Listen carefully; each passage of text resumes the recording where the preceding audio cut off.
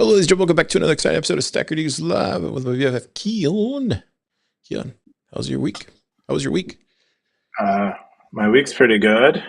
Yeah, pretty average week. I'm currently not in Austin. I'm traveling for family stuff, but yeah, it's over a bit later. But my week has been good. I like weeks, and I like this one. You Yep. in How a about you? How was your week? you in a hotel or?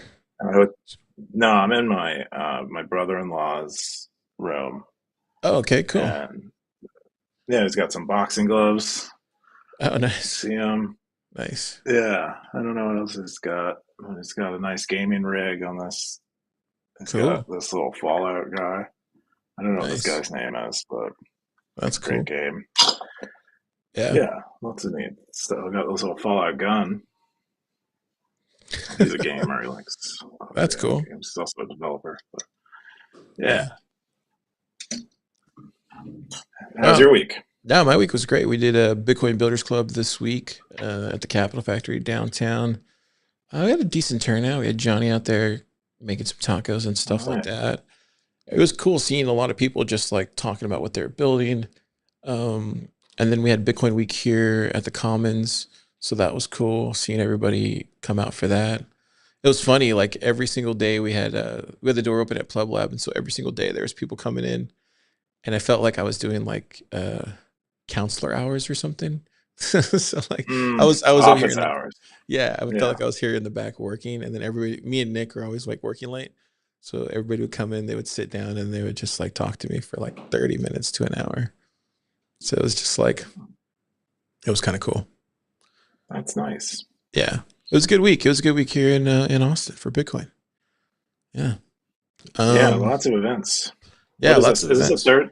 Is this the third week of Austin? So if you're going to Austin Yeah, if you're going to for Austin, definitely come the third week because it's like the Bitcoin week every third week. Yeah. yeah. Yeah, it's a good week to come.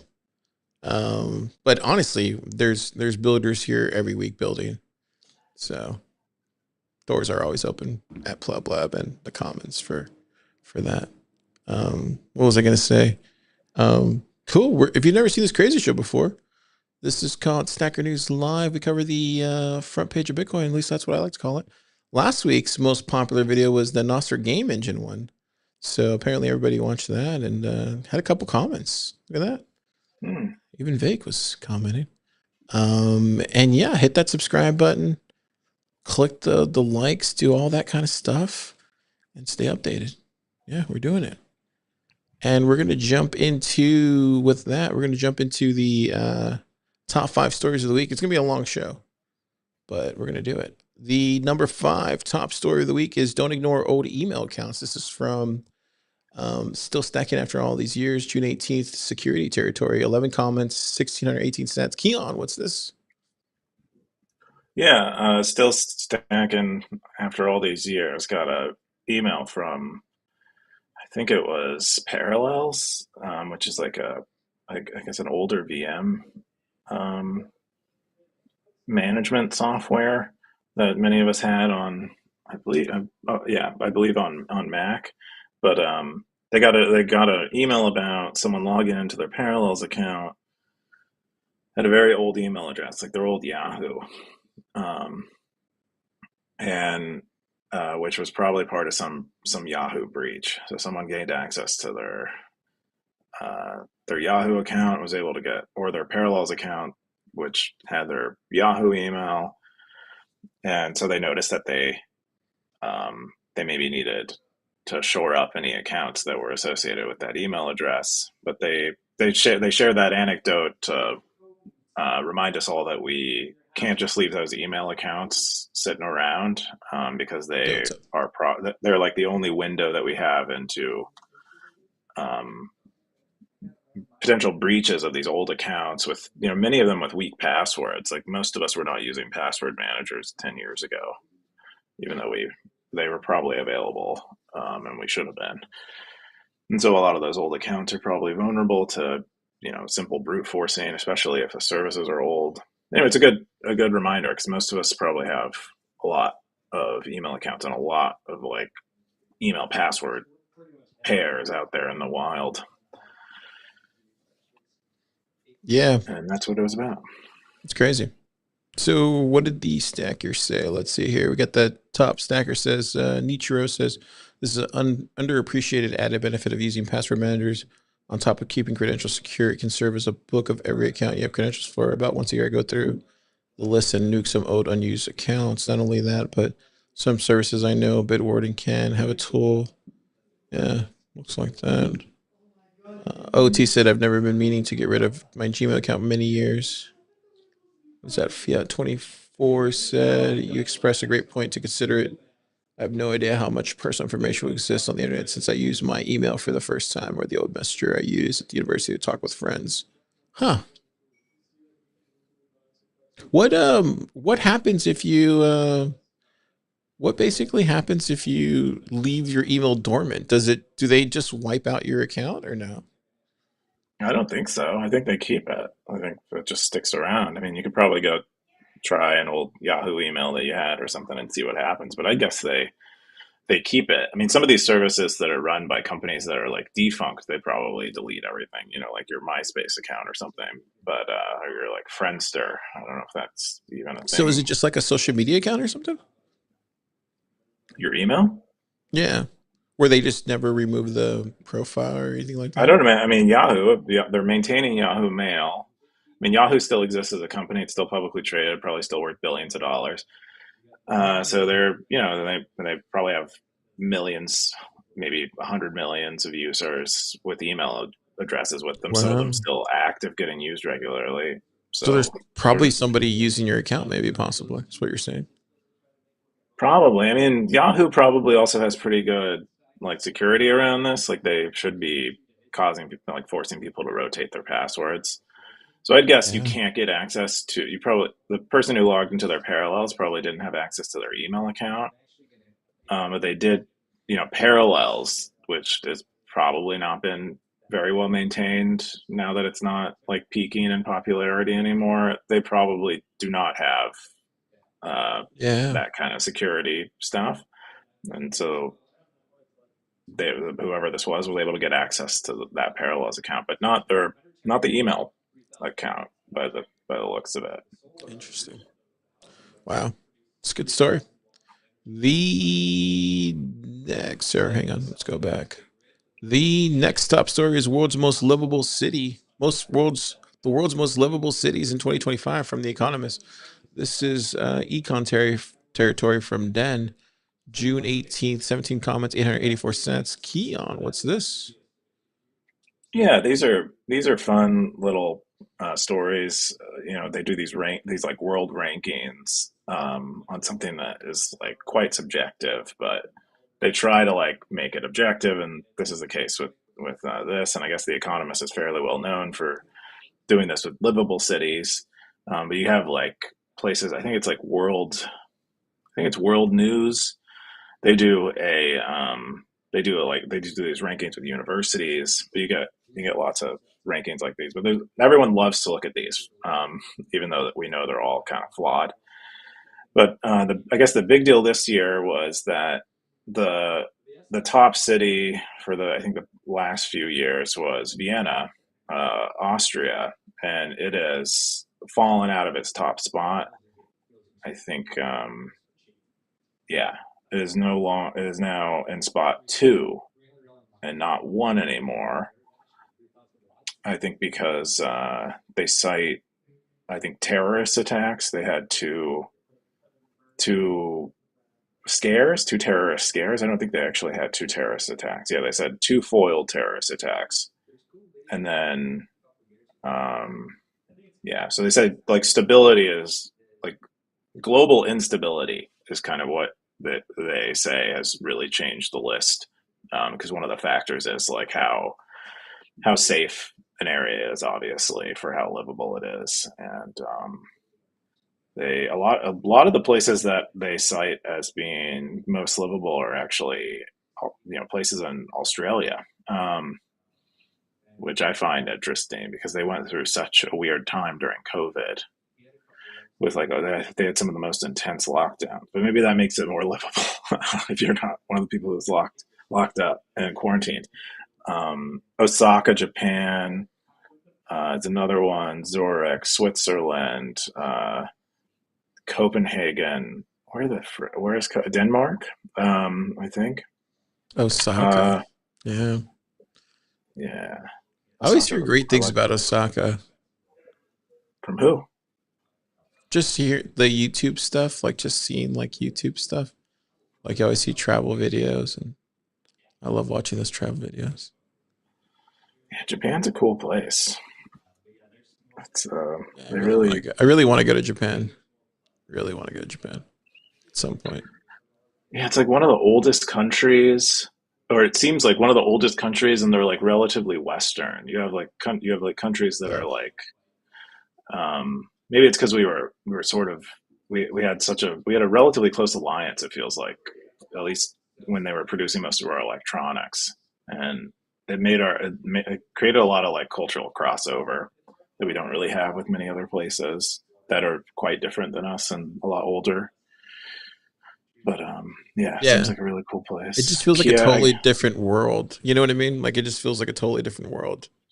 yeah, but it's still on some level relatable, Yeah. um, which is I think unique, Yeah. which is cool. Anyway, that's if you want to. So if you want to go somewhere very livable, go to Copenhagen or Vienna, according to the Economist, or just it seems like you could throw a dart at Australia and you land in. What's this city livability index thing? What does that mean? And then it like dips. Why is it dip for? Is that by Yeah, the that's year or what something?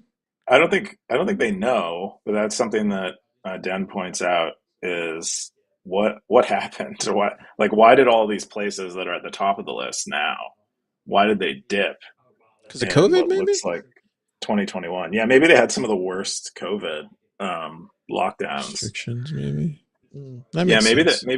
maybe part of what makes these places livable is that the government is like intervenes a lot, and Mm, they have a relatively high proportion of what goes on in their cities is like government driven, and when the government is bad it's really bad, but when it's good it's great.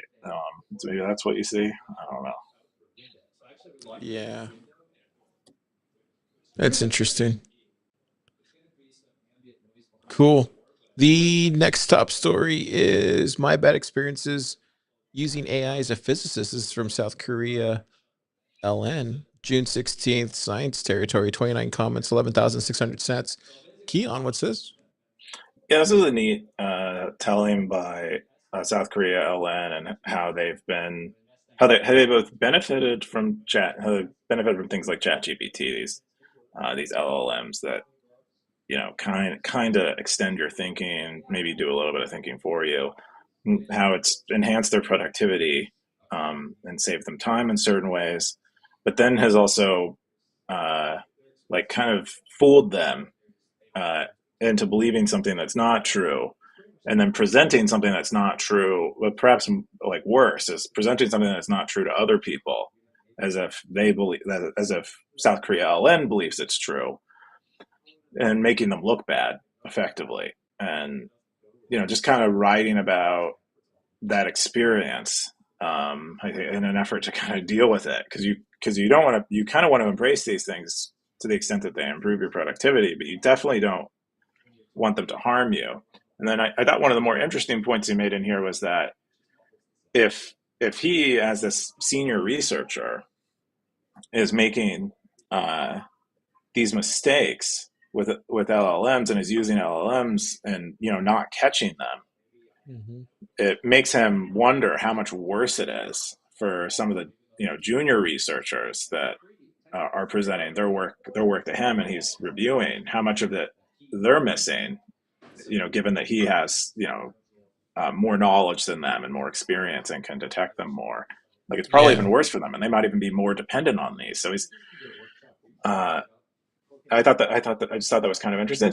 It's mostly it's somewhat of like a journal entry about how not much of a solution. It's just like this is kind of screwed up, and this is like the state of things right now, and it's pretty cool. And then yeah, South Korea, and Ellen asks anyone else about what their experiences are.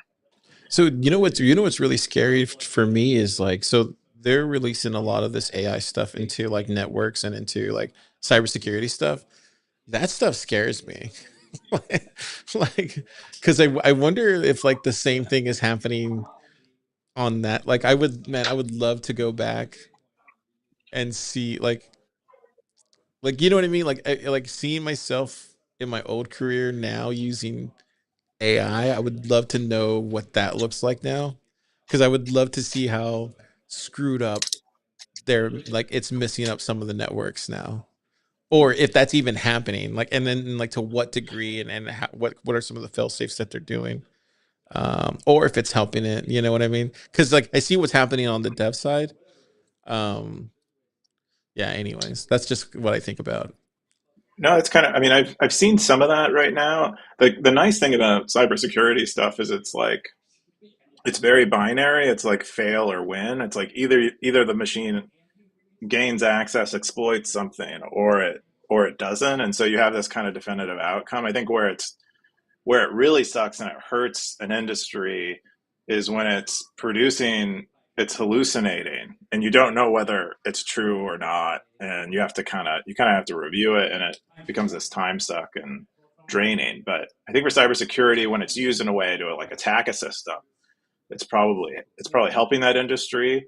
I think it also raises the threat level of nearly everything, because most websites could assume they weren't going to get DDoSed or DOSed or get certain attacks because it would require a human being to be motivated and have the time to do it. But when machines are doing it, and they're doing it for like relatively cheap, and they don't really need human motivation, you can imagine it just unleashes. So you're You know, saying it's like a so you're saying it's probably hallucinating threats then than actually I finding think there's them. that.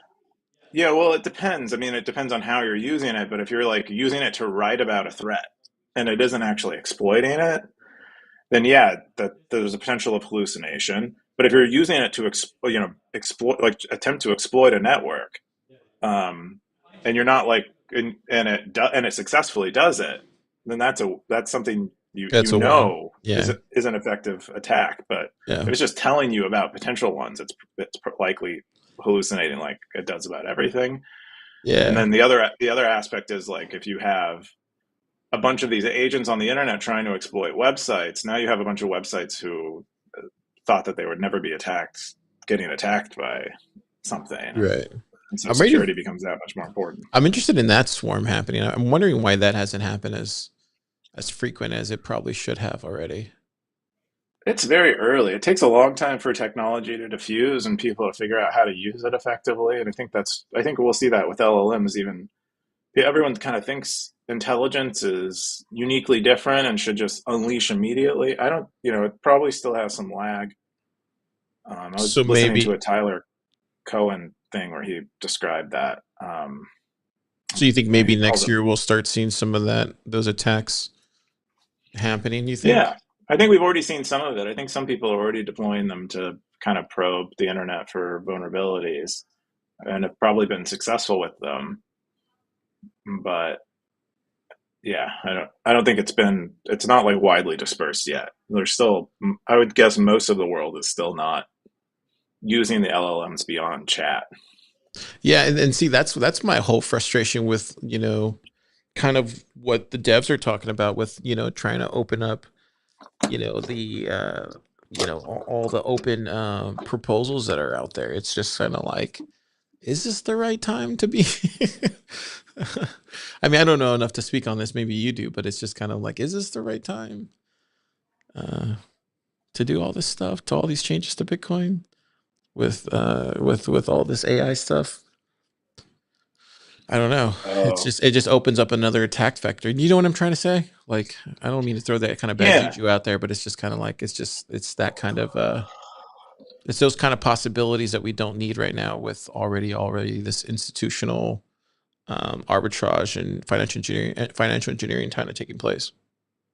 Yeah. Well, I would say more generally, like what we're going to see is Sybil attacks. We talk a lot about Sybil attacks in Mm, Bitcoin, where a network is overwhelmed by computers, behaving like, behaving somewhat like humans. You can't tell whether they're human or not. But now we basically have Sybils that are more sophisticated.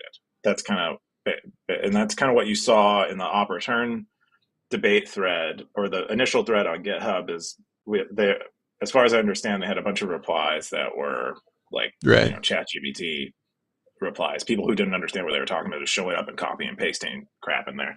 Right. And you saw a lot of that in the debates too. And so yeah, it does introduce a new vulnerability into the process, I think, or it does make something that already existed worse. But we'll learn ways to deal with it, I think. And then too, like, to Nick's credit here in the lab, he's always, he's our more conservative dev in the room always, right? So like, to his credit, he brought up a really interesting point this week when we were talking about Voskuil, about I think to course credibility, or to course credit, they did bring him in to talk to the core team about what he's working on with the lib.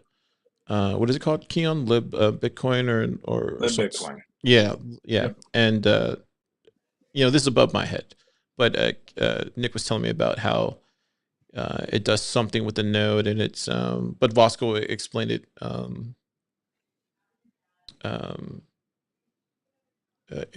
something very interesting, and it seemed like, to me, it seemed like a very very interesting way to maybe protect some of these different attack vectors. I don't know if I'm speaking correctly about it, but Yeah, I would say, so lib Bitcoin is a Bitcoin consensus library, and so as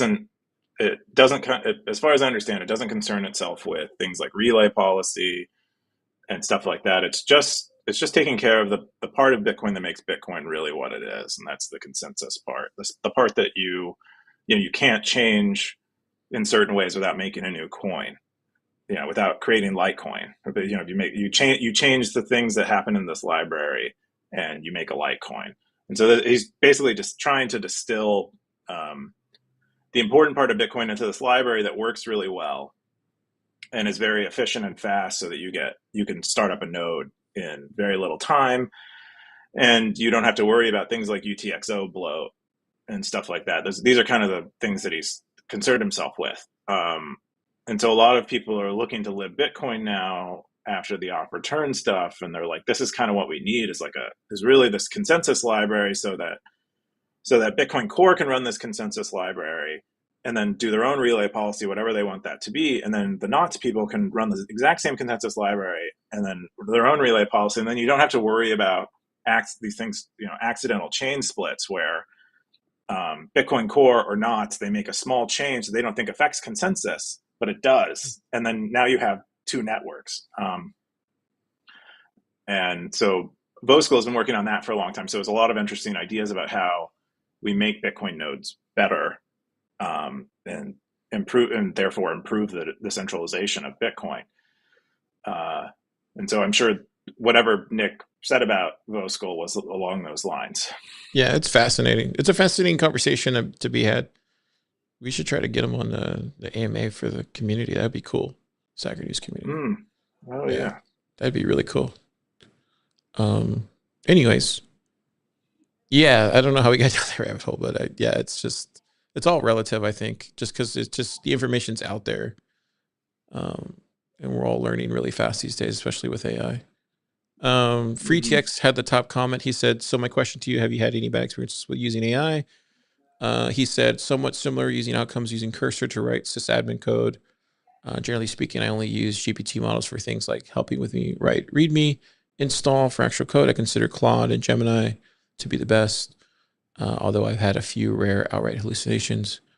Keyan, I think I've asked you multiple times on the show, but just for the stackers who are really interested in how you code, have you had any bad experiences using AI? Bad experiences? No, not really. I mean, I do think it falls short. There was a popular paper, or a paper that circulated. I don't know if it's popular, but it circulated quite a bit from Apple's research team a while ago, and it described my experience. Well, most people in AI were like, "Oh, that's bearish. They don't know what they're talking about. Apple sucks at AI." It does it basically what they said is there's like three categories of problems, and the categories, they basically, you can imagine one is like a very low level complexity, two is a medium level complexity, and then three is a high level complexity. And what Apple's research team concluded was that AI does really good on categories one and two. So when things don't get too complex, it is better or as good as most programmers. When you get to category three things, it just has it just kind of falls apart. And that's been my experience. Is like there are for things in one and two, it's amazing. But then I try to give it something quite difficult, something that will take me more than a week to do myself, and it doesn't really understand even the problem. Like that, at least that's what its output sort of indicates, is that it kind of underappreciates the complexity level. And that might just be, that we need to change. These systems might already be smart enough to do it. There's just like using the input wrong or something. But that is my experience. And the whole team, we use Claude Code. I think the next story we're going to cover is from Simple Stacker, who's been contributing to our open source project. We previously used some AI code review tools, and we've reintroduced them and see what they do a year later. But that, I haven't had too bad of experience. We do get a lot of like open source contributions that are, I think, low effort, low thought, and they're just like AI output. And so we have to basically, it's kind of spammy. Oh, wow. That's maybe the worst thing. Oh, wow. So you consider that spam now? Interesting. It is. Wow. Yeah, I would say AI writing in general is spam. If you're using AI for pre-production work on writing, post-production work on writing, I would say that isn't spam. But if you're using AI to think for you, spam. Because it's like, I still don't think the quality of thought is very high most of the time. Yeah, I can agree with that. Totally. Cool. Let's jump into the second top story of the week. Is SN Dev Journey Day 132, Rise of the CursorBot. This is from Simple Stacker. Dev's territory, 11 comments, 3,096 sets. Yeah, is this the one that you were talking about? Yeah, this is the one I was talking about.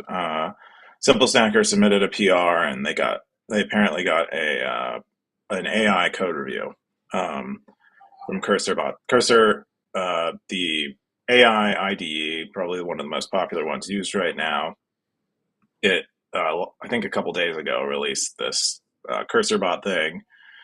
Basically, you connect it to your GitHub, and our code is open source, so we just allow AI to kind of do whatever it wants with our code, read it, and then you can connect it with your GitHub, and it'll give you code reviews, like AI automatic code reviews. And so this Simple Stacker writes about their experience and how it did help them see some flaws in their code that they were interested in changing, but then saw like kind of a degradation of the recommendations that it gave them as they fixed them, because it continued to give them code reviews. And that's kind of what he's writing about. It was about his experience contributing to Stacker.News, but I think in general, this is likely the experience people are having with these AI code review tools. Cool. Is there any I talk to Simple Stacker sometimes on Stacker.News. Is there any cool stuff that he's contributed over the course of his journey? Oh yeah, so you were like last podcast, or basically every podcast, when you search, you're like, search has gotten better, even though it's pretty much the same. But one of the more recent significant improvements in search was made by Simple Stacker. Oh wow! So it has gotten better. Yeah, awesome. It has gotten better. It got better like 6 months ago when Simple Stacker contributed. There you go. I knew it's gotten better. Simple Stacker, keep it up, man. That's way better than it used to be. So it's a good. He's done a lot of stuff with search. Cool. No wonder it keeps getting better. I'm trying to think of other stuff, but they've contributed a lot. I believe they probably earned, I would guess at this point, like 5 million sats on open source contributions. So that gives you some idea of what they've contributed, even if I can't point out all of the contributions exactly. He's a sat millionaire. There he goes. That's What's simple crazy stuff. is he's an academic economist, and he's Oh, really? contributing to it. Yeah, Oh, wow. That's he's badass. also That makes him programming. even Yeah, more of a legend. That's yeah. amazing. We're going to jump into the number one story of the week. It is, what do people mean when they say Bitcoin bond? I actually downzapped this. Oh, really? Yeah, I did. I did. I was wondering why it wasn't ranking higher. I downzapped it. But, I'm just, how I feel about all this stuff. But Hmm. anyway, yeah, it's what do people mean when they say Bitcoin bond? From Scoresby, June 17th, Bitcoin territory, 27 comments, 102,000 sats. Keyan, what's this? I mean, I read Yeah, it and then I downzapped it. So there's I mean, that. yeah, I would say I would, I I don't think do wait, Scoresby wait, is a. real quick. I will say this. For details, you should add downsap. It should have downzaps in here. I don't want to encourage down zaps, so that's kind of what Look, when you because publish information. it says Yeah, downsats for me 250. That's what it says. yeah, That's how much I just did not like this post. But yeah. So you know how much you did. I don't think we want people to see how much other people did because I think it's sort of well, maybe when you make just something visible, you you don't you incentivize don't it. you don't need to put the sat amount, but you should just put how many downzaps it had. I think same problem, but anyway, but maybe that's it's something we can consider, and people have suggested it a Consider. lot. I mean, specifically, even Scoresby over the years has said that we should give people notifications when they've been down zapped. Oh they, yeah, they, I would totally love that. I personally would love that. I would love to know if I've been downzapped because I'm sure I say some yeah, stuff that people hate, I'm sure and I that's want what to know what it is. people think they'd love it. Yeah, um, I but want to know when I'm wrong and the community disagrees. It's yeah, probably that's what every people week. say. That's what people say. Anyway, this Hey, complex I mean, complex topic go beside the ahead. point. Yeah, go ahead. Yeah, go Yeah. ahead. Okay. I wanted to address your point about, or like, whether that something like this is worth down zapping. And I mostly want to say, know thy enemy. Like, if you don't like this stuff, this is the kind of content you want to read because you want to I understand. did read it. I You're, did read it. you're not, I I read know. it all the way through. Yeah. I'm not talking about you Oh, specifically. okay. Yeah. I'm Go just ahead. saying. If you want to take Bitcoin back, or you think Bitcoin is being hijacked, or steered in a weird direction, probably one of the best things you can do is figure out what the heck is going on, rather than kind of ignoring it and doubling down on basically strategies that are being defeated. And so, yeah. So even if you don't like this Bitcoin bond stuff, I mean, even Darth Coin is in the comments here, being like, you know, I think excited to learn about how crappy some of this stuff is. And yeah, so anyway, Scoresby does a great job of laying out not just Bitcoin bonds and their history, which he does, but also bonds in general. Like, I did not understand bonds. I did not understand like basic vocabulary around bonds, and the fact that they're called notes when they're short. A short-term bond is called a note. The coupon is the interest paid on a bond. So you hear, like, I'll listen to a Michael Saylor podcast or one of these new Treasury guys podcasts, and they're spitting out all these like financial terms, and I just don't even know what they're talking about, and I just kind of, okay, I get it. He's like selling stuff, paper stuff. I don't know, but basically, a lot of what they're talking about apparently is just bonds, and it's variations on bonds. Anyway, he gets into all that, and I learned what effectively what a bond was, and anyone who reads this should learn that too. Um, but then they also get into the history of things that are called Bitcoin bonds. There's some really cool some really cool early experiments with Bitcoin bonds. I think the first one they found was back in 2011 when someone sold a Bitcoin bond, basically took a loan. Like, someone gave them uh, Bitcoin that they would pay back at a later date for more Bitcoin. And so that was like the first instance.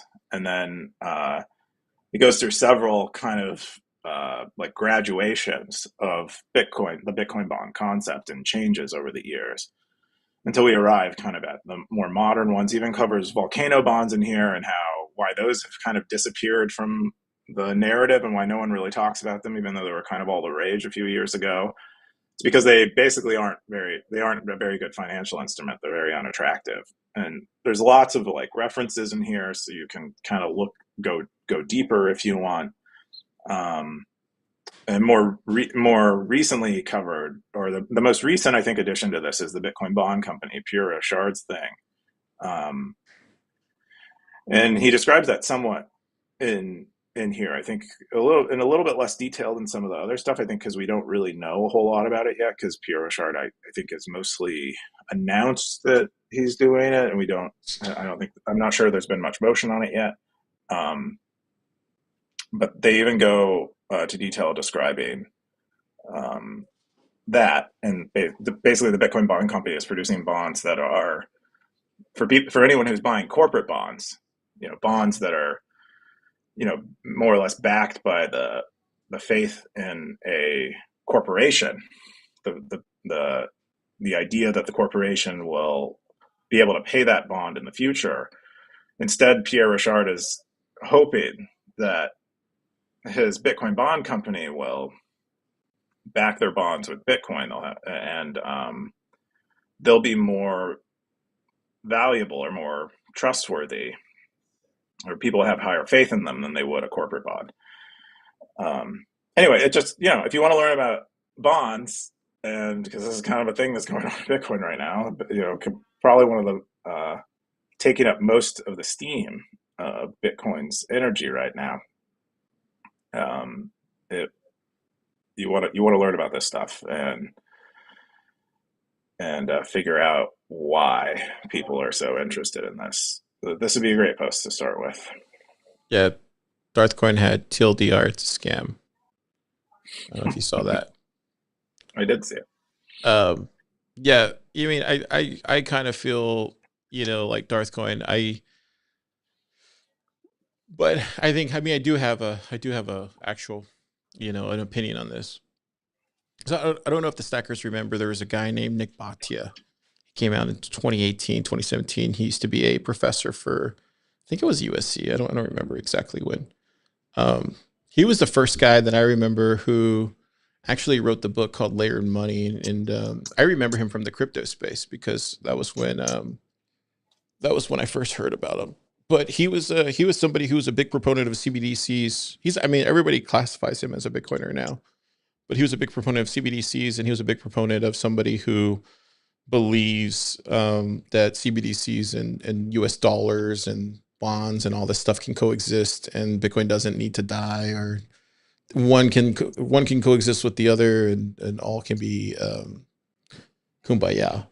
So the stackers at home, when you're listening to this, you're watching this, this is where this idea came from. The interesting thing about Nick Bhatia is he worked at the strategy trading desk before Saylor got in, and he was somebody who kind of like floated this idea. He was around a lot of this stuff. So he was somebody who probably is the godfather of this kind of, you would probably say, I don't know if we call him the godfather, but he was somebody who came up with a lot of these, at least from my own research at the time when I was covering the crypto space. He was somebody who I thought came up with a lot of these ideas around the bonds, around the stable coins, around the CBDCs, who pitched this to Bitcoiners.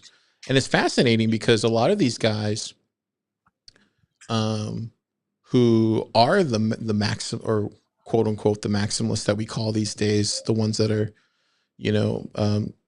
shot out in front at these conferences, speaking to these institutional investors, they were getting pitched this from Nick Bhatia, and lo and behold, 7 years later, this is what we get.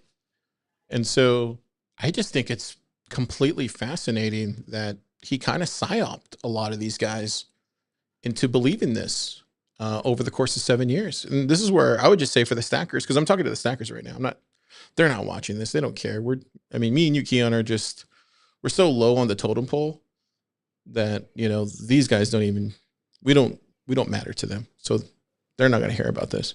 But for the stackers who are watching this from at home, who are paying attention, who need a little history, this is where that idea came from Nick Bontia. He wrote that book, Layered Money, and a lot of this information came from like 2017, 2018.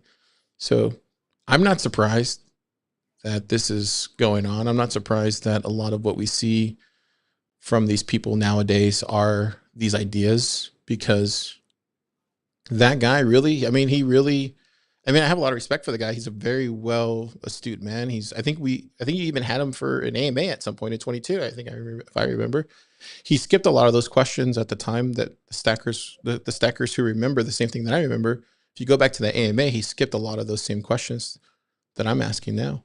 But yeah, it's fascinating, dude. I think you have to have a very good, in Bitcoin, the longer you stay in, the more you have to remember the past and how these things start as initial kind of like, they're soft pitches. They're not really hard pitches in the beginning. It's like bowling a frog. When you get Bitcoiners accustomed to things, you have to like slowly turn up the heat. You can't like go right in and like start bowling them. With Bitcoiners, you got to go in soft. And then over the course of years, you get them accustomed to this idea. And we'll talk more about this once we get into our post. But yeah, that's all I got to say about all this stuff is right now we've gone past the point of getting us accustomed to this. We're already well past that. And and I think, Rui and you were talking about it this week, but like Peter Thiel was right, dude. Like he said this over a year ago or 2 years ago when he saw the ETF go through. Was I don't remember verbatim what he said, but he said that he thought Bitcoin, I don't know if you remember the quote we were talking about the other day. What did he say? Yeah, yeah. What he said was, well, he thought Bitcoin would be this like this sort of like anti-government tool. This tool that would exist outside, like beyond the government, and would always be like kind of fighting against the government. And then I think he more or less said that it's been like co-opted by the state, or now it's like a tool of the state, and he sees it as less valuable in that. I think in that context is what his conclusion was. I'm not so sure that's true. I think he might have just never really understood Bitcoin very well. I'm not saying it's good that these things are happening with Bitcoin, but I think Bitcoiners who have thought about it a lot would say that this is inevitable. The reason why it's not that Bitcoin changed to accommodate governments. It's that governments are changing to accommodate Bitcoin, because Bitcoin is just that great of a thing. And so in that way, I would say that I don't think Peter Thiel really gets it, because I generally take that view. But it is, it does suggest that, that hasn't, the government being favorable to Bitcoin has an effect on Bitcoin and will affect the future of Bitcoin in ways that are probably not, in some ways, not positive, if we become complacent and reliant on the government being supportive of Bitcoin. Yeah. Those are all the top 5 stories of the week. We're going to jump into our top 5 stories. Let me, where do I want to begin? Should we go into yours first, or should I just go into the slam? It's up to you whether you want to. You need to get your rant out. I need to get my rant out because I feel like it goes perfect into this last segment. So okay. Yeah, let me just get the rant out because I feel like that will at least, set everything for the course of the rest of the thing. I think this guy is responsible for a lot of what's making our world in the Bitcoin space a worse place. David Bailey. I think when I look at why the space is where it's at, it's this guy. Like where he started and where we're at now in the Bitcoin space, or where he's at now in the Bitcoin space, has literally just become, it's a complete shit show, dude. Like and I spent a lot of time thinking today because I was like, why hasn't anybody called this guy out as a complete shitcoiner or a complete scammer? Is it because he holds so much power? Like, is it because people are afraid of him? Like, what is it about this guy that people are afraid of? And I realized, like, I think that's what it is. Like, I think people are genuinely afraid of this guy because he has ties with like the president. He has like the biggest media organization in Bitcoin. He has his own holding companies, like institutional capital. Now he's doing this treasury thing. And I realized, I think that's literally what it is.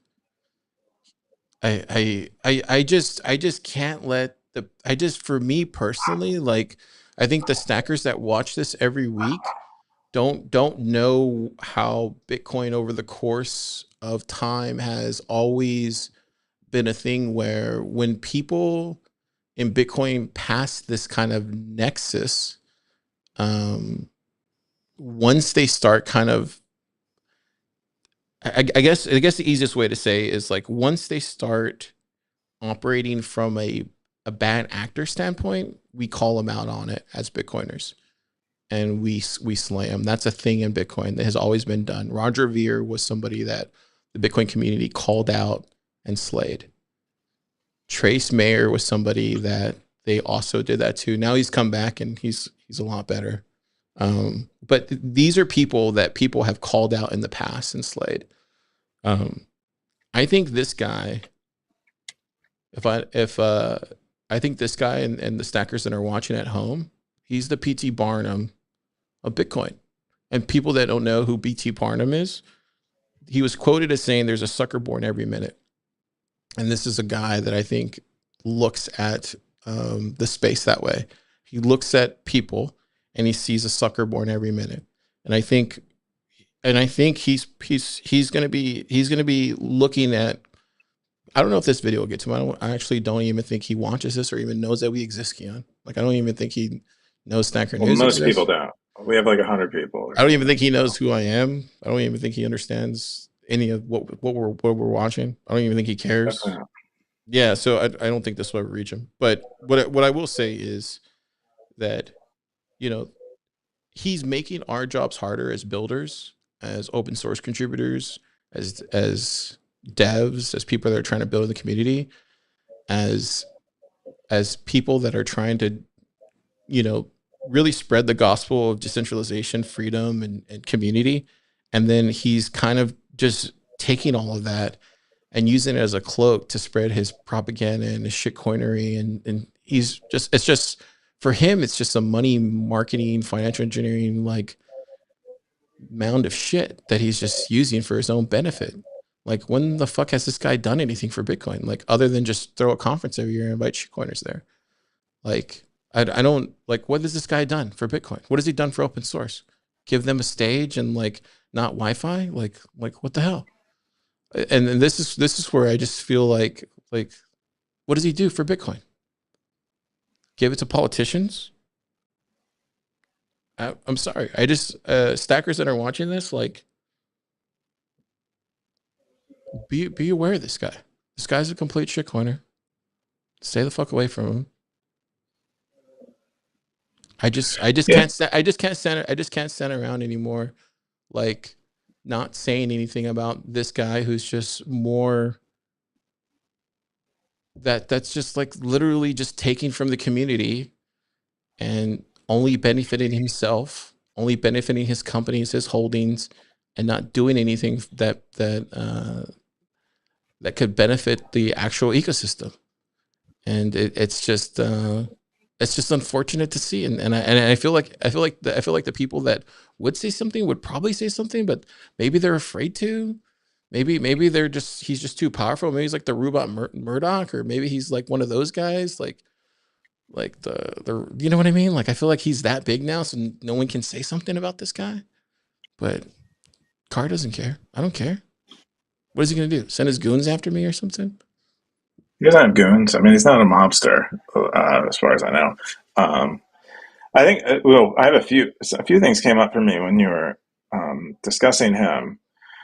But one of the just in my usual fashion of injecting nuance, like I would say that if David Bailey is looking at himself, he probably sees himself not as a bad actor and instead a good actor. But I think even if you like view it objectively, I would say there's probably he runs Bitcoin Magazine, which we can argue about the way it's gone.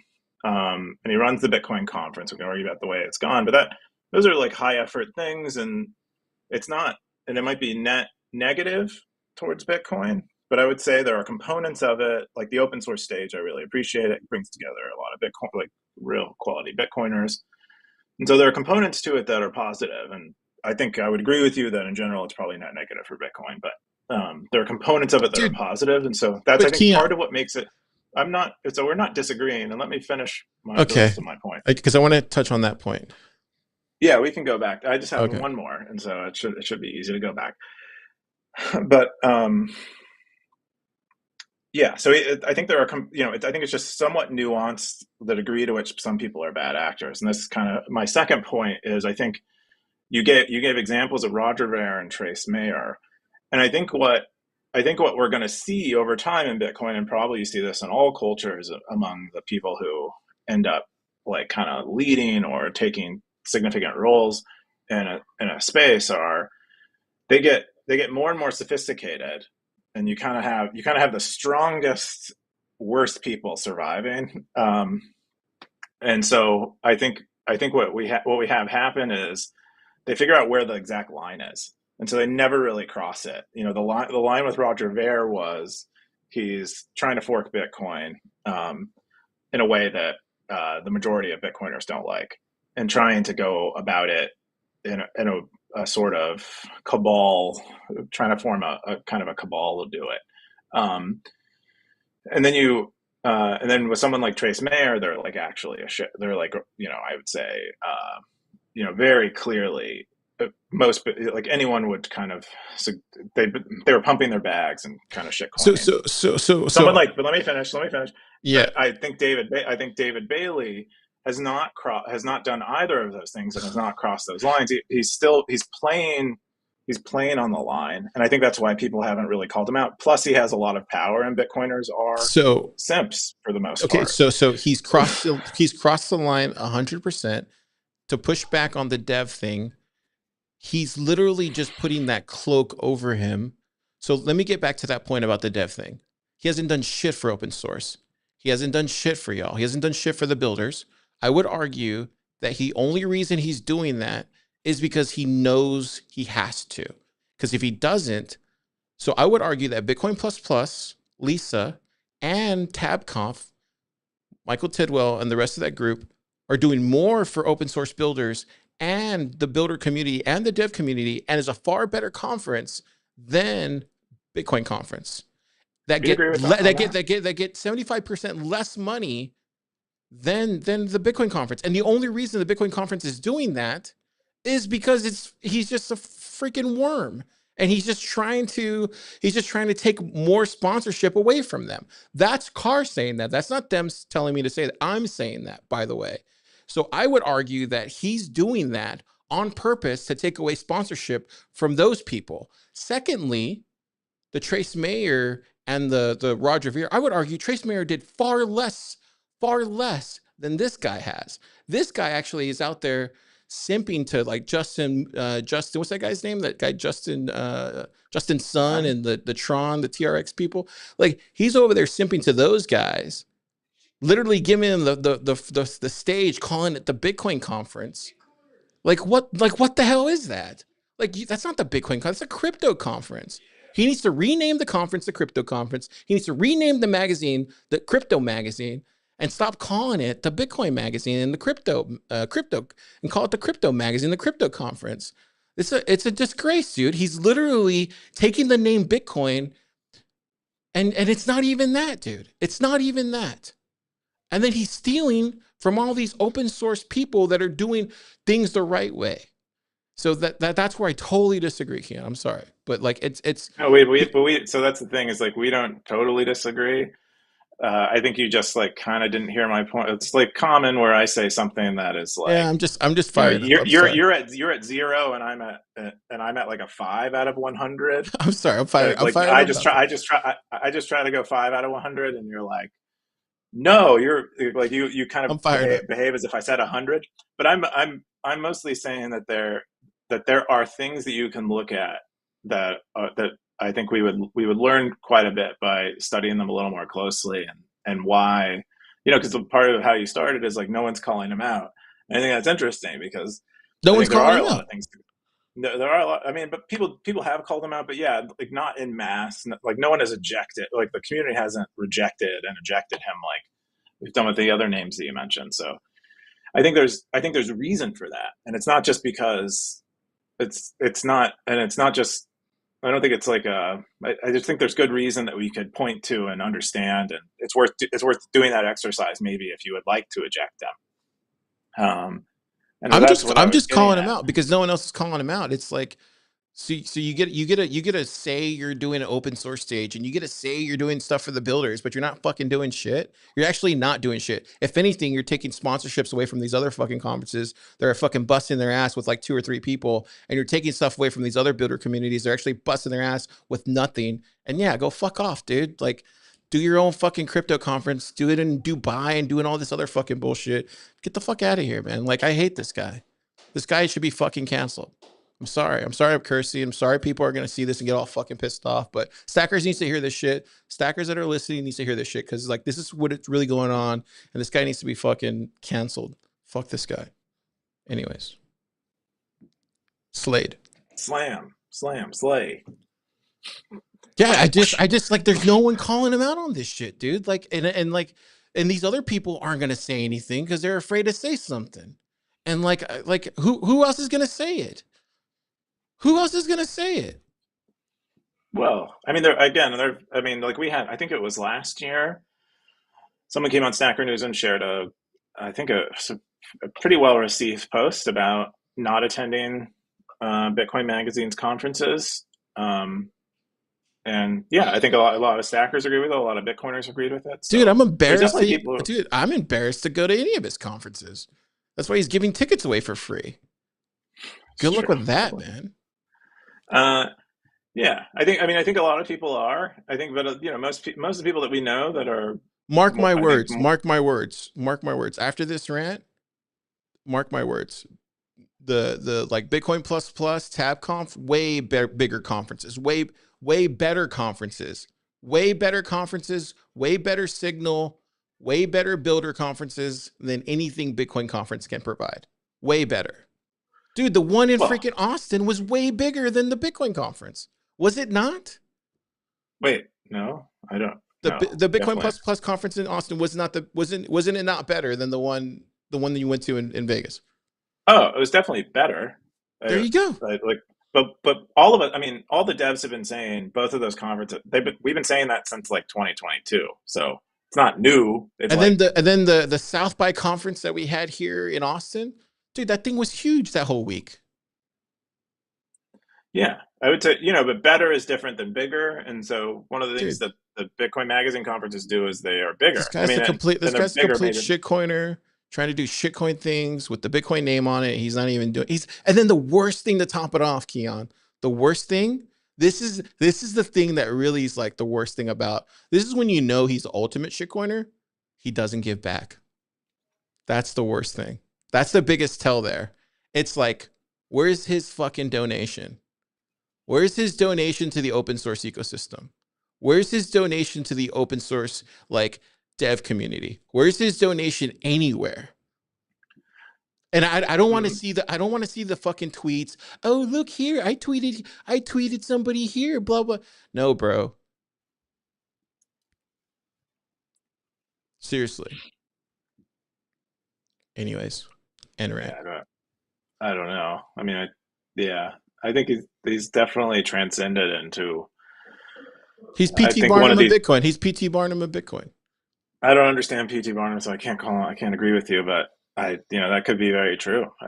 It's definitely a circus leader like figure, I would say. Yeah. But I like circuses, so hopefully, The PT Barnum, I would think you're suggesting that PT Barnum threw shitty circus And stones dude, for like, honestly, yeah. I did really used to look up to him. He was one of my favorite people. I used to look up to. I used to love hearing his podcast when he was on Jimmy's podcast. I used to love listening to him. Anyways, Oh, no, so he's very yeah, an interesting figure and smart and not yeah. anymore. Slade. Anyways, we're gonna jump into my top stories. Market manipulation, Pentagon pizza style. This is from Den. Econ territory, June 17th. 8 comments, 11,034 sats. This is coming from Den. So, dude, he's been showing these kind of opinion newsletters from Matt Levine. I'm sorry. Let me Mhm. see. It's blocked. Anyways, so there's this thing called. So when the war was going off, uh, there was this kind of like there was this correlation between what was happening at the Pentagon and then what was being traded, and they were talking about like how crazy can you get with information that's being sourced from different areas, and then how is that and then how is that being traded in like these open markets, and like are there at least these two different sides, and how is that being traded on different exchanges and stuff like that.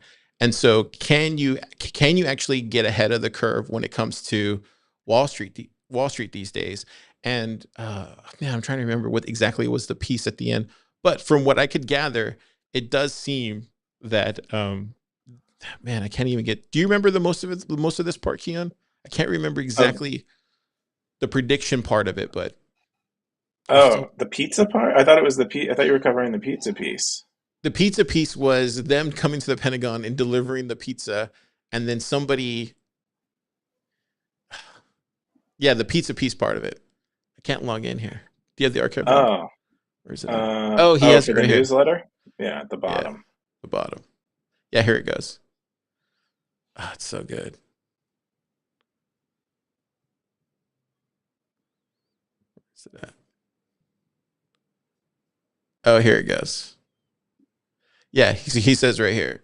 We talked yesterday about the wait time for delivery from pizzerias near the Pentagon, which arguably predicted Israel's attack on Iran, which more generally is arguably correlated with oil prices. The busier those pizzerias are, the busier the Pentagon probably is, which probably means some geopolitical stuff is going down, which probably means oil prices are going up. None of those things is absolutely true. Maybe some unrelated businesses near the Pentagon needed a lot of pizzas. Maybe the Pentagon softball championship is that day. Maybe the geopolitical stuff will reduce the price of oil, but it would not be shocking if there is some positive correlation. And then it gets into this assumes that it would work, which in turn assumes that the hedge funds are trading on this data. My thesis yesterday was something that like the oil futures market does not move immediately in reaction to Pentagon pizza delivery wait time data. So if you traded on that data, you would be ahead of the market and make a profit. Uh, so so basically, he says more generally, manipulate alternative data that is correlated with some security prices, expecting sophisticated hedge funds to trade on that data and trade the correlated securities ahead of them. Seems like a rich field for study in modern finance as people seek more obscure sources of information, data sources that are moderately correlated with asset returns rather than leaks of merger news. There are more opportunities for both manipulation and plausible deniability. He says, we have talked a few times about shadow trading, which is the related practice of getting inside information about some company and trading some correlated security rather than company stock, which will obviously get you in trouble. Have you ever heard of this before?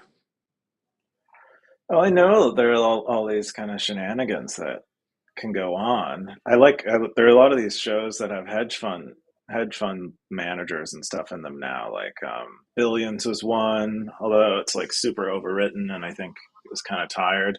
But there's another one on HBO that takes place in like London. I forget what it's called, but similar thing where they talk like one of the, like basically the main character is tries to get inside information and do this kind of do market manipulation, and that's kind of like the thrilling part of the show. That's what makes a show a show. So here's the other one. So he says, park 100 cars in a parking lot of some retailer, announce earnings next week, and buy calls on the company, that sort of thing. You were misleading someone, probably the hedge funds, examining satellite images of that parking lot. But why did they think they were entitled to rely on that parking lot for their trading?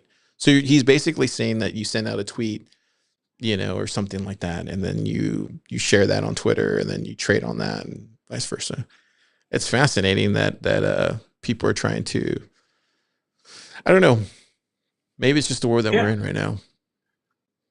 No, I think this stuff has been going on for a long time, but he does lay it out in a way that is easy to understand. I actually didn't read this piece in its entirety. I thought it would just be talking about the. I didn't realize he was tying together the pizza wait times with market stuff. Yeah. I thought it was just kind of covering the pizza stuff, which I already knew about and was kind of tired of. So I hadn't actually dove Oh, deep in you this, did but read it? it sounds Yeah. really interesting. That I like the idea of like finding one of these things, these kind of unrelated yet correlated things, and manipulating it to manipulate a hedge fund, uh, and then front running a hedge fund. I like that a lot.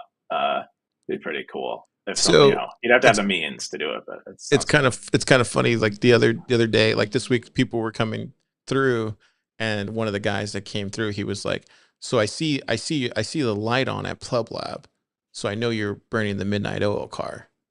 That's what they say. So in a way, it's kind of like it's kind of that kind of thing. So if you see the light on at Plub Lab at night, then you know somebody's burning the midnight oil there. Does that make sense? It's kind of the Hmm. similar thing. Yeah, it is. It's like this proxy for the real whatever you're trying to actually measure. Like you can't measure it directly. No one knows that what someone's working on when they're in here. Maybe they're just watching a movie in here at Plub Lab, and they're not actually working. But most likely, if they're at the office and There's it's something late, going on. they're probably working. They would go home and watch a movie. Yeah, You don't know for certain. but you don't know. Yeah. Yeah. All right, cool. The next one I got is ZEUS. So swaps are now available for ZEUS for all wallet types. Have you tried this yet? I wanted to try it. I don't think I have. Oh, I definitely haven't tried swaps, but I don't even know if I'm on the latest version of ZEUS unless it auto updated for me. So he has a site for it. It's swaps.zeuslsp.com. It's 25,000 sat minimum. Max is 5 million sats. On chain, not using anything other than just straight up Lightning, baby. Pretty cool. Very nice. Yeah, I guess. Yeah, this might emerge as a competitor to Bolts, I guess. Yeah. I need to get Very Evan on fun. the I need to get Evan on the pod, and we need to talk about this. It's been a while. Yeah. Good job, Evan. This is awesome. I mean, it does seem like this is another viable source of revenue for wallets. What do you think? Um, yeah, I mean, especially someone like Zeus that's running an LSP as part of their wallet. I know a lot of wallets don't like to do that because they feel like an LSP is a lot of maintenance and hard work, but it does seem to be a profitable venture, and so I think that's the model that we're seeing emerge. The business model that has emerged for wallets is running an LSP well. And that, an LSP by definition provides services that Lightning users would want, and swaps are one of them. And so I think this makes a lot of sense. Yeah. And then the what was the other one? I think that was all my. Oh yeah, and then the last one I had was the NBA Finals. So the NBA Finals on the Stacker Sports territory, the guys have been covering it every game, and dude, it's been cool. I mean, I haven't been commenting at all, but it's been good catching up. So if you've been watching the NBA Finals on Stacker.News, um, they've been posting, commenting as the game has been going on. I've been working a lot this week, but it's been cool checking in on everything as it's been going on. And then they have also been posting the highlights, so you can actually watch. If you missed the full games like me, you can actually watch the kind of like the quick 9 minute kind of replay of the NBA Finals, and that's what I like watching at the end of the night because I don't get to watch the full game. But Sunday is Game 7, which is kind of crazy because I think everybody who was in the NBA playoff league for Stacker Sports territory picked I think we picked OKC to win the NBA Finals. And I don't know if anybody actually picked the Pacers. Maybe Gray Ruby did. I don't remember exactly. What do you think, Keyan? What do you think about the Stacker Sports territory covering the NBA Finals on Stacker.News? I think it's great. I I've not committed much time lately to sports stuff, but uh, yeah, that's basically what I have to say. I watch the Super Bowl every year. That's most of what I do, and I like athletes because I like people who are hyper focused and doing super normal things or superhuman things. So I like that. I like outliers. I think athletes are a great model for outline, but I don't. Yeah, I don't. I don't follow sports very closely because I tend to like to do things sort of obsessively. I don't have an efficient means of enjoying things. I only enjoy them uh, in a kind of bingey way. Yeah, I'm looking forward to watching the game on Sunday. It's literally Game 7 of the NBA Finals. I mean, it doesn't get any sweeter than that. I honestly didn't think it was going to go to Game 7. I don't think anybody did in the territory or that we've been talking about it. And so it's going to be cool. I just don't know where I'm going to watch it because I don't have cable. So hopefully somebody will post a link somewhere. And then, yeah, I'll definitely be commenting in the thread when they post it on Stacker.News. That's cool, dude. It's really cool. And then we're gonna jump into your stories. Your first one was deflation. What's this? Yeah, we can go through mine pretty quick, but Elvis wrote about how LLMs are kind of destroying uh, the benefit to like reading or consuming content very slowly and deeply, and that um, you kind of need to protect yourself and just not go that deep anymore, and just kind of skim. They write about how that's like a big change for them because their usual mode of operating is going deep, reading slowly, thinking about it a lot, ruminating. And if something is kind of junk, it's just kind of fluffy LLM output that's someone shared because it had a high word count and they thought that made it more important and not because it had really valuable ideas in it, then there's no benefit to reading it all. What you're kind of looking for, you're kind of basically when you read stuff now, you're more, and it's generated by an LLM. You're hunting for the prompt. You're like, what did this person maybe?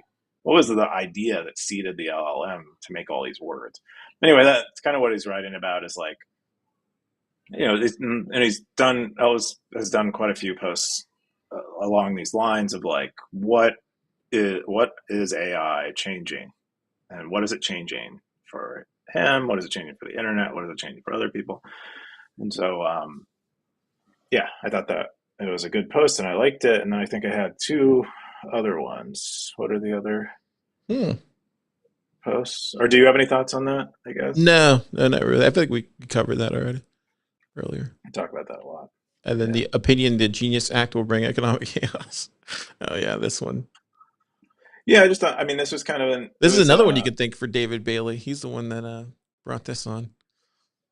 yeah. So the Genius Act, as far as I haven't gotten too deep on this because I'm just kind of over this kind of stuff. But the Genius Act is, I think, just passed by the Senate. And basically, it's an attempt to write a regulatory framework for stablecoins, which will likely lead to more of them existing than there currently are because it creates a path for companies to operate stable coins. And like Tether has a lot of legal trouble because there isn't this framework. This framework doesn't exist, but presumably with this framework existing, we'll see Tether become more legitimate and things like it become more legitimate. And anyway, I shared it. I read this this morning.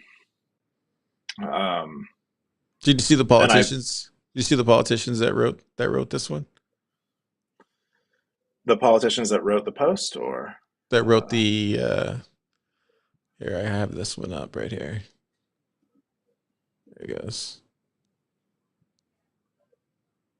am I supposed to? I can't see your Oh, screen. so it's pull up 1009017. 9017. Yeah. Okay. Can you see that one? Yeah, I see it. So the Haggerty, so Senator Haggerty is the one that sponsored the bill.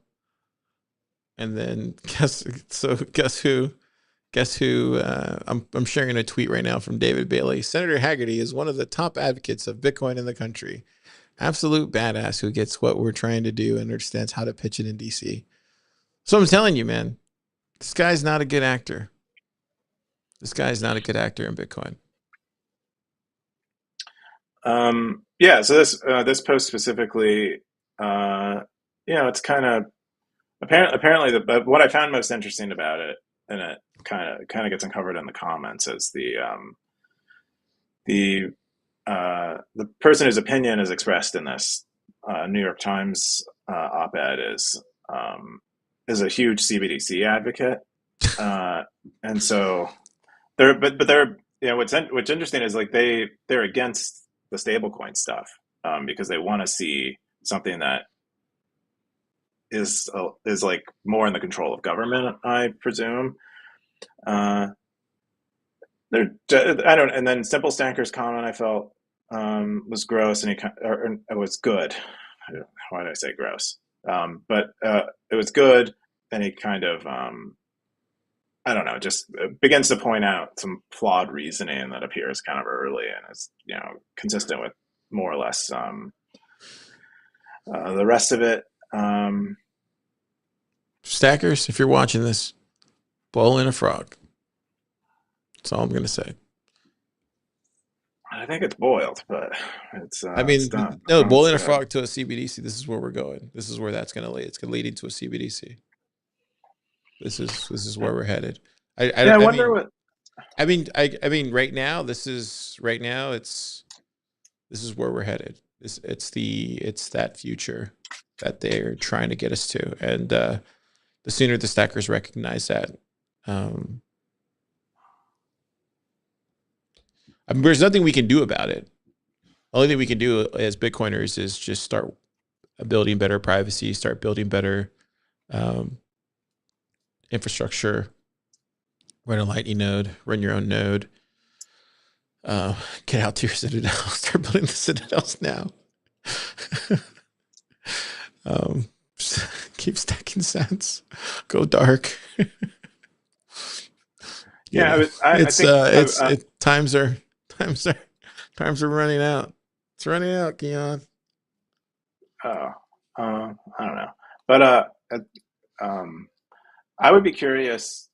Like, I would be curious if there is a person that exists that is very like in favor of stable coins but is anti CBDC, and what their view is, because a lot I think from at least me on the sidelines of kind of all this, they kind of look a lot like the same thing, and I think that's what how a lot of Bitcoiners feel. But I would guess there's maybe something interesting going on around people who think that stable coins prevent CBDCs from existing and just won't turn into them, or aren't like pilot experiments for them. I don't know, but anyway, that's kind of what interested me about this, is like it got me thinking about those kinds of things. And I think the last one. Well, just before, real quick, I mean, yeah. I mean, if you kind of play the tape, out, right? Like, obviously, this is going to cause inflation. Clearly, once it gets signed in, and then at that point they'll have to fix that, and they'll blame this, they'll blame whoever, and then at that point they'll have to introduce a CBDC to correct everything, to fix everything. That's what I'm saying. Like, I don't there was somebody that came in earlier this week, and they were asking my thoughts on this, and that's what I think is going to happen. I think they'll introduce some new currency, and he disagreed. He thought that maybe the world won't buy that. The world won't allow that. But I don't know. Who knows? We're not there yet, thank God. But it's just, I mean, at the end of the day, it's just, we are in the situation that we're in. But I just for the stackers that are listening to this, like, buckle up, man. This is getting dark very fast. And there's certain Bitcoiners that brought you this. Just remember that. There's certain Bitcoiners that are serving this up to you. They're not good actors. All right, Keyan. That's all I got. Okay. What's your next one? Your next one is how to buy non-KYC Bitcoin with the US Postal Money Order. Oh yeah, this is a post from 2020, but it's like a how-to about postal money orders, and specifically how I use a postal money order with BISC, which is a payment option on BISC, and I thought it answered a bunch of questions that I had about how postal money orders might work, because I wrote in there that I heard a podcast with Wiz. I forget which podcast he was on, but he's talking about BISC, and he was saying his favorite payment method on BISC is postal money orders and sending cash in the mail. And I was like, what? You can do that? And at the time I was just kind of satisfied not knowing how to do it, but I came across this article recently that describes how it works and what the limits of it are and stuff. But apparently you can send 3,000 US dollars in the mail without KYC. And I believe the benefit of it being a postal money order is it's insured by the post office, so that if it gets lost or whatever, it doesn't make it to its destination, they'll refund you the money. Well, now this media market is going to get pulled. Just pretty awesome. I know. I mean, the facility exists. It's legal. The limit is, unfortunately, relative to Bitcoin's price, $3,000 is not a lot. So if you want to buy a whole Bitcoin, it's going to take you a lot of postal money orders to get it done. Anyway, I thought it was cool. And it answered like a question that I had years ago, and I just not bothered to find the answer. And I came across it finally. I thought that was cool. Yeah. Yeah, we have a workshop on this on the Pleb Lab YouTube. Postal money orders? Yeah, I think so. It's still there. I don't think it's gotten taken down. Who gave the Super Testnet? Oh, Super Testnet described postal money orders? That's cool. I missed it. So yeah. I think that's all the stories that we have this week. Let's jump into the top stackers. Where's it at? Oh yeah, we should share the zine. So Pleb Poet made another zine. It's called let's see if it loads this time. It's called Dead Internet. What do you think? Have you seen it yet? I viewed it briefly. I tried to look at it on the plane and it wouldn't load. Okay. So I haven't seen it in full. Looks really cool.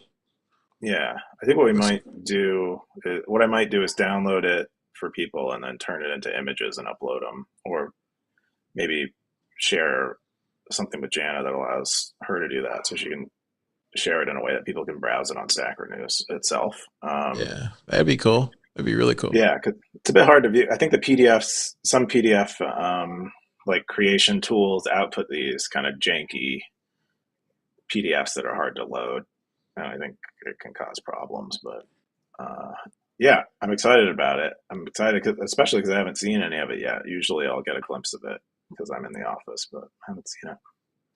Yeah, note from the editor. It says, when I consider all the strange entanglements that the internet age is weaving into the fabric of what it means to be human, I return to gratitude for this one thing, that my screen is still something I can choose to walk away from. That's pretty deep.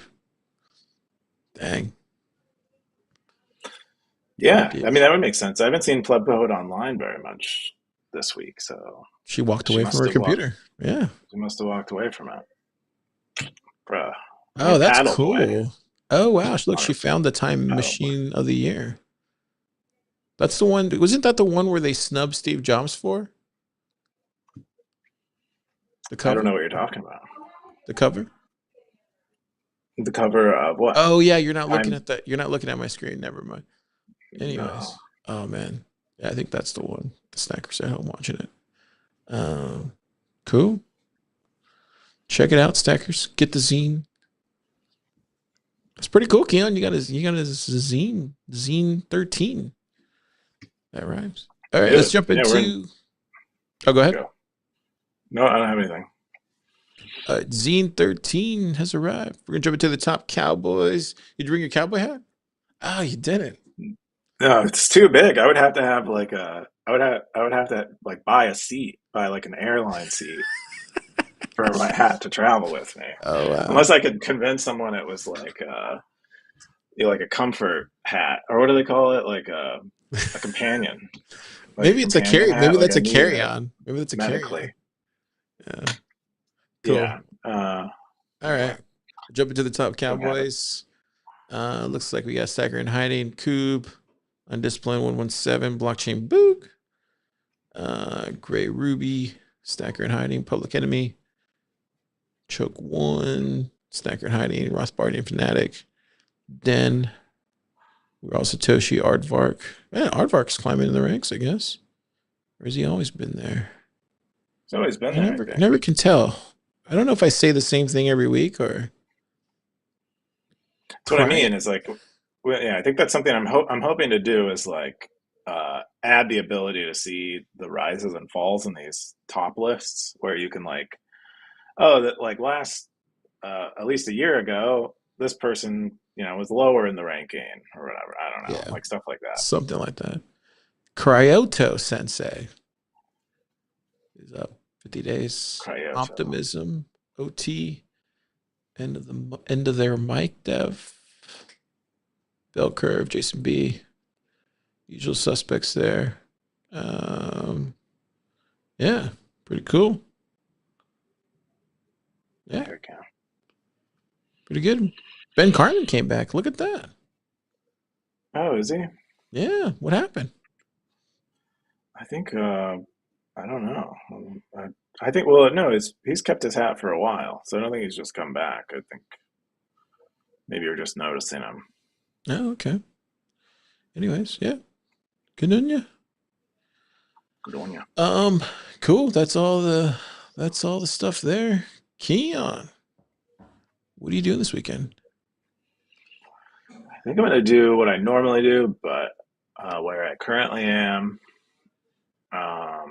yeah, just try to be a good uh, family member. Was probably Oh yeah, my that's main right. my main goal that is sort of abnormal. It's my yeah my I don't I feel weird about just saying it, but my father-in-law died last week, Yeah. and I'm here with my wife's family, um, and so yeah, I'm just hanging out. I feel like it's a weird. I'll try to write about it if I Hmm. remember and feel confident in my memory. But I think like the best thing to do when people are grieving is just sort of be a piece of furniture, like a warm Yeah. piece of furniture. Like I feel like it's really like some of you kind of want to mirror the mood and just but be another warm piece of furniture, and it's sort of all humans need a lot of the time. It's just kind of company and their feelings, and not especially the good and bad ones, or especially the bad ones. And that's what I'm gonna try Yeah, I think that's to be I think that's good advice. I think a good friend is just being there. there. Yeah, Yeah.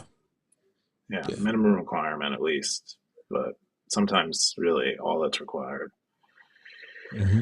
Um, yeah. Then so that's what I think I'll do. I'm not sure I'll do much. I like change of scenery. I think I I get in patterns really easily, and so it's nice to be somewhere new, and yeah, looking forward to that too. How about you? What are you doing this weekend? This weekend, one of our good friends, as you know, is having a baby shower, so we're gonna go do that tomorrow.